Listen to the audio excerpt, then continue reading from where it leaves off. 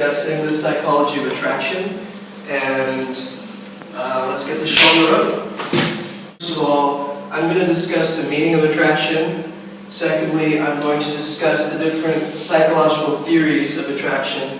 And the third most, I'm going to analyze how to become more attractive to others in our daily lives. Oxford tells us the action or power of evoking interest, pleasure, or liking for someone or something. And the Dictionary of Psychology tells us the natural feeling of being drawn to other individuals and desiring of their company. I'm going to be discussing two different theories of attraction with you today. First of all are the biological theories. So these are hormonal theories and evolutionary theories, and secondly are the sociocultural theories. So this will be like influence and social context. Cultural context as well as social context.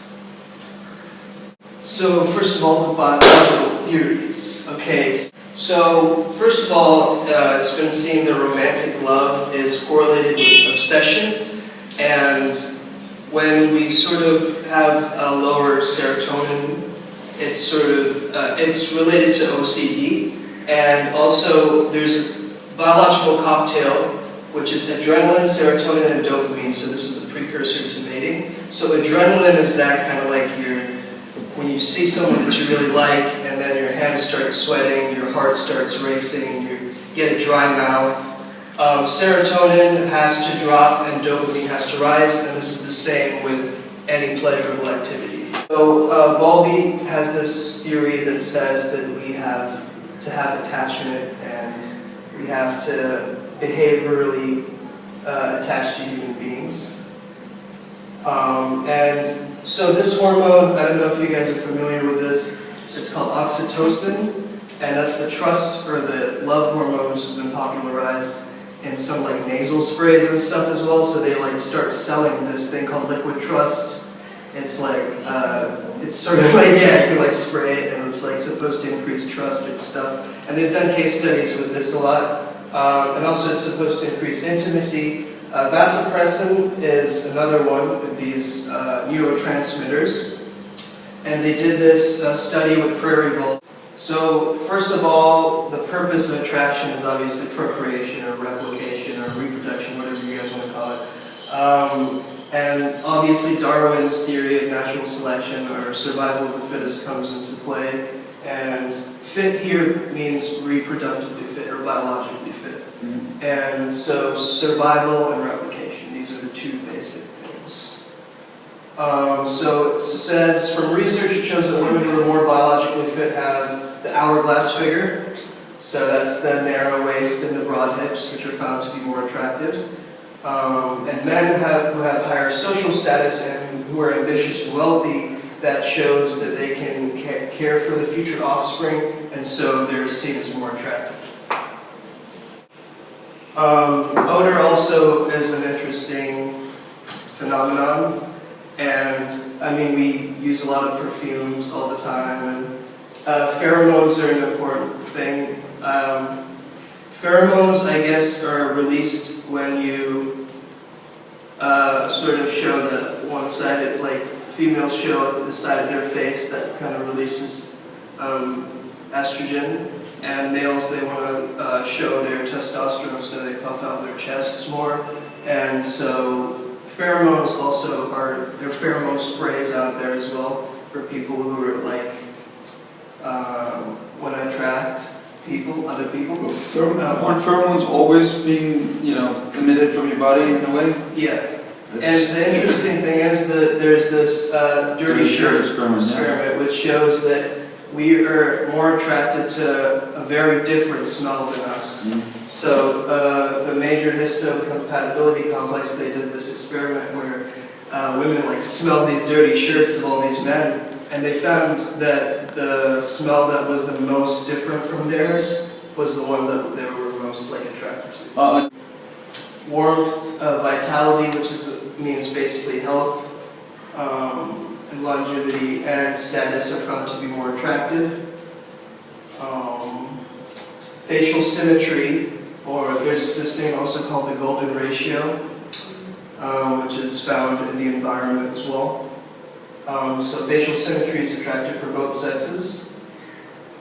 So for females, youthful faces, more younger faces with large eyes, full lips, small nose, prominent cheekbones. Of course, this differs from culture to culture as well. But yeah, and for the masculine, of course, the secondary sexual characteristics, jawline, V-shaped body, etc. So this is another theory, it's called preselection. So this means if someone sees a man or a woman who's desired by a lot of people, they'll be immediately more attracted to them.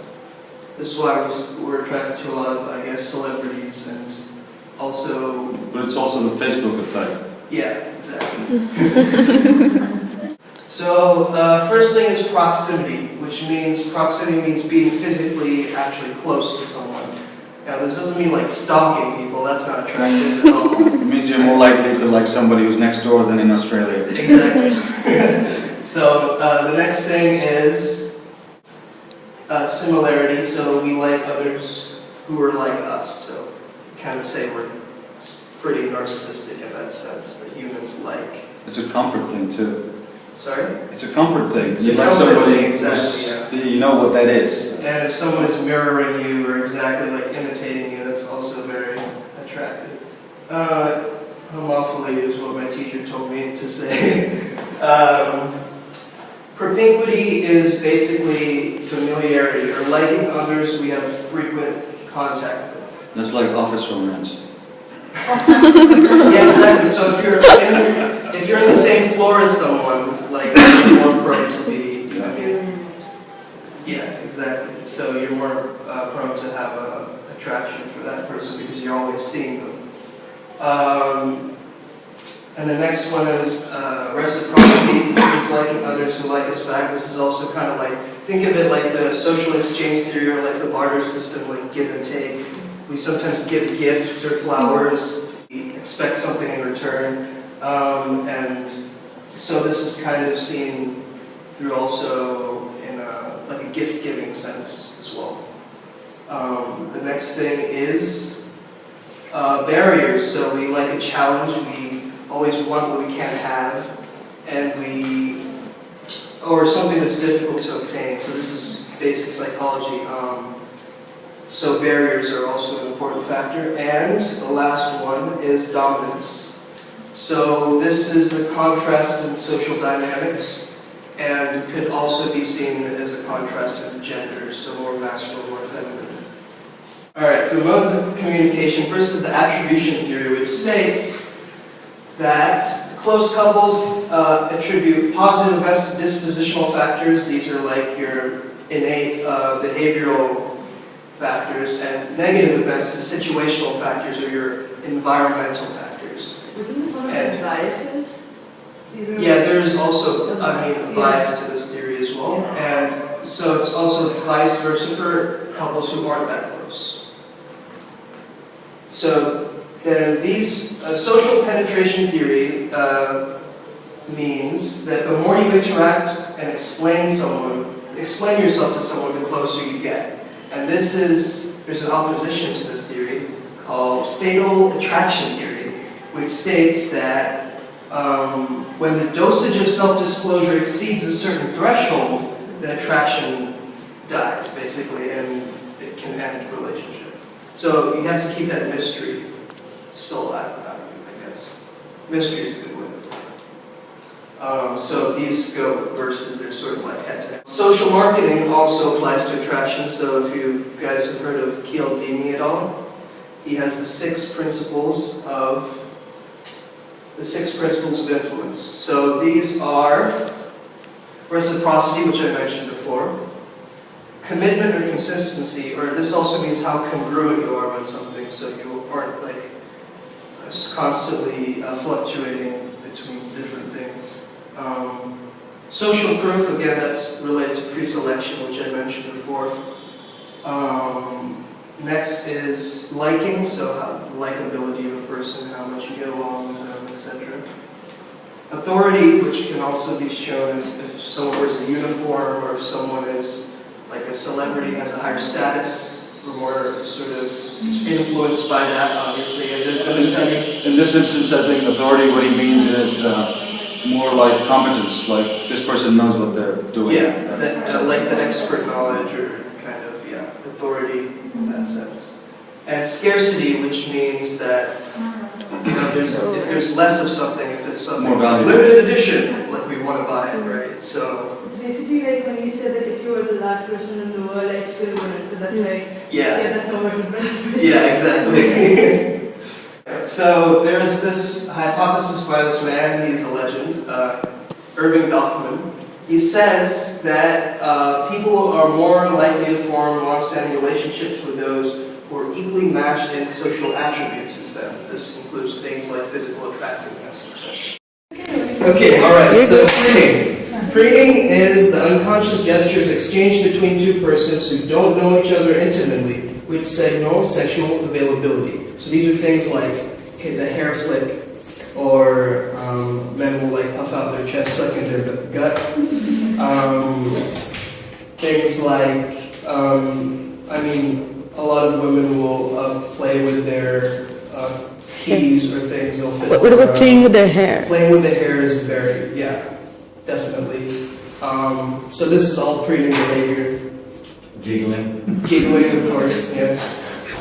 There's a video to show this as well. So mirroring and imitation. So